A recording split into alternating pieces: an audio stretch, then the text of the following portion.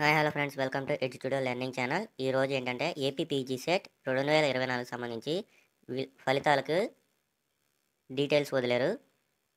News టుడేకి సంబంధించి AP PG set 2024 ఫలితాలు గురువారం ఆంధ్ర విశ్వవిద్యాలయ ఇంజనీరింగ్ కళాశాల ప్రిన్సిపల్ సెట్ కన్వీనర్ ఆచార్య జి శశిభూషణ్ రావు విడుదల చేశారు. ఈ సెట్ రాయడానికి 33,865 మంది రిజిస్ట్రేషన్ చేసుకోగా 29,908 మంది పరీక్షకు హాజరయ్యారు.